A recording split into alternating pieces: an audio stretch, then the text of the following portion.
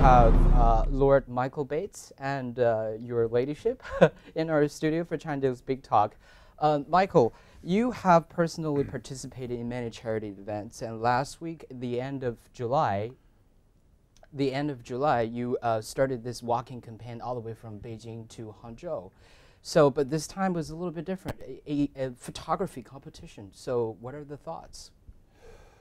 Well, the thoughts were, one, for the past 4 years, Shirley and I have been undertaking each summer. We get a long recess in Parliament, and we've used that recess to try and do some good, to raise some funds for charity, and to promote friendship, peace and understanding through our walking. And so I've walked through 18 countries. China is the 18th country in which I've walked. And I've walked during that time about 7,500 kilometers. We've raised over 117,000 pounds, more than £1 million renminbi, for charity. And so this time it was China's turn. And of course we wanted to start in Beijing because that's the heart of things. But also Hangzhou is what has been the most beautiful city in China, is also Shirley's hometown. Oh, that's why. And so we thought, wouldn't it be wonderful to try and reach Hangzhou in this year. I see. This time you are going to represent this important role in this photography competition. So personally, I'm curious, do you like photography, or what do you shoot with, like in daily life? Yeah, I'm very keen on photography, and on my walks, often I get to see some amazing sights that you never get the chance to see when you're flying in an aeroplane or driving in a car or in a train or too busy. But when you're walking, you see light and shade, scenes, people and places that just demand to be captured. And I always use, I don't know if I'm allowed to say on commercial television. A GoPro? No, I use an iPhone. iPhone, okay. So I have an iPhone 6 at the moment, but I've also used BlackBerry just to ensure that I'm balanced. I should say that I've also tried Huawei and I've tried Samsung. That's so very down to earth. I don't try Huawei. to. Yes. But I like the immediacy of a quick picture. Just captures a moment. And they bring back great memories. So I take a lot of photographs, which Shirley uploads onto WeChat and Weibo, and also we put on our website as well. Cool. Let's get back to some really serious topics, because this year is very significant for China and UK diplomatic relations, because our President Xi will be visiting UK very shortly, actually next month. So what do you expect from this major high-level exchange, like from your perspective? Yes, I think it is very significant, and that was one of the reasons why this year in particular I wanted to undertake this walk in China, because it is the first UK-China Year of Cultural Exchange, which Premier Xi Jinping announced.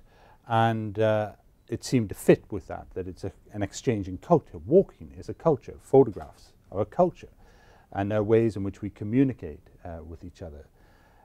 But also, of course, there's a stronger reason for that. It is economic, of course. Trade is very important between the two countries. Education is a very important part of that.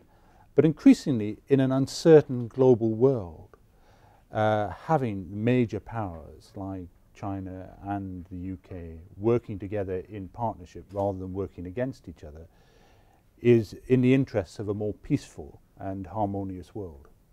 The peaceful walk you initiated from Beijing to Hangzhou also is to commemorate the overall success of the anti-fascist war in China, like 70 years anniversary. Why are you using this theme, and what are the highlights going to be during your whole walk? Well, it's a big theme here in China, but also in the UK, as we mark 70 years since the end of a war. Last year we marked 100 years since the beginning of a war in Europe in the First World War.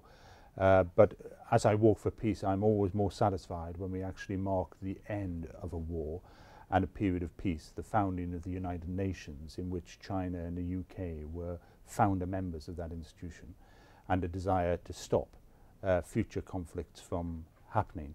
And I think that it has been largely successful during that period of time. So I think that that is something worth marking, worth celebrating. And sometimes, history clouds our vision. Sometimes we perhaps think back into history and we think of the Cold War era and some of the tensions which existed around the world. But actually, if you go back just a little bit further, China and the UK stood shoulder to shoulder, as allies in seeking to defeat a very aggressive form of militarism. And during my walk, I will visit some very significant sites, some very painful sites. I know that when I get to Nanjing, the site of the genocide, that will be a very difficult period, a very difficult chapter. And it is very important, in my view, to say, listen, the past, it's important that we remember the past, but we can't live in the past. We need to move to the future, and we need to build a better world so that the type of things that happened in Nanjing, in Chongqing, in London, in Birmingham, don't happen again. Let's see. Speaking of a China-UK ally here, I mean, we are the witness of a perfect example here, you guys.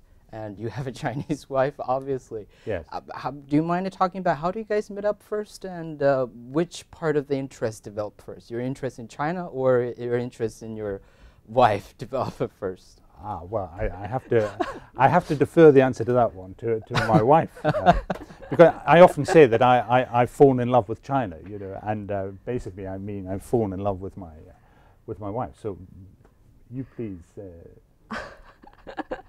Tell it as you see it. Michael said, he loved Chinese culture, like Chinese people. He has some, good friends. He has been visited China many times. But I've been involved lots of charitable work in the last 10, 15 years. I just love to give back to something to the society. And one day, just another good friend asked me whether I can help to host a delegation from North Korea. Visit UK and ask me whether I can host a dinner at home for 20 people. And I said, sure, no problem. So I cooked Chinese food for 20 people. What did you cook? Do you still remember the food? Yes, crispy duck pancakes. Oh, that's classic. The dream for. Yeah, absolutely. So I was hooked. Sure. Yes. I cooked a dinner at home, and Michael is one of the guests. He came, and he thought I was a cook. So he got hooked up by your food for the first time, yes. actually. But it was the strange thing was, it was the day before I was heading off on my first walk to mark the Olympic truce, walking from Olympia in Greece to London. And I told Sherlyn about this, and she got very interested and enthused about it because of her charitable work.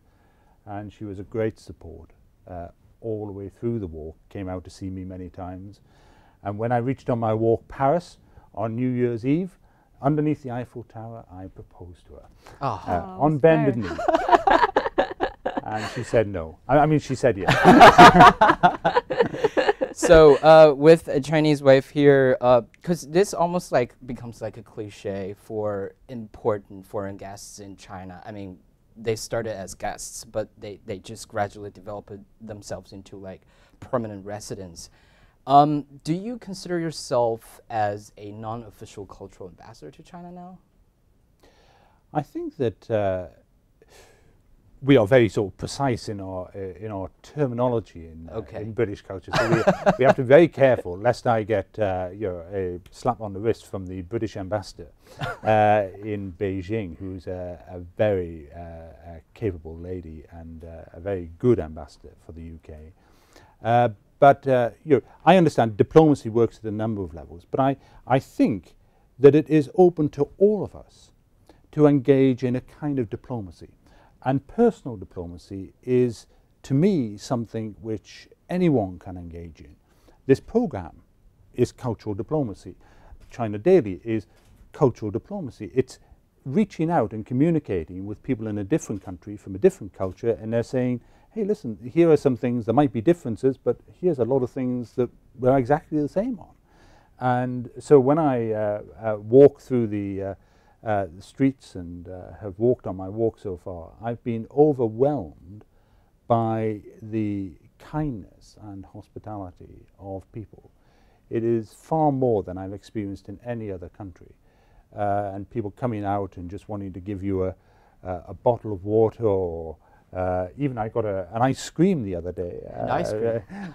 which was very welcome indeed. But people are just so generous and so kind. And I think what they recognize is that I'm not coming with a long cavalcade and a big set of agendas and a trail of businessmen hoping to sign deals in the background. It's just two people who love each other and also happen to love and respect our respective cultures and countries, wanting to actually share some of that with the people that we meet along the way.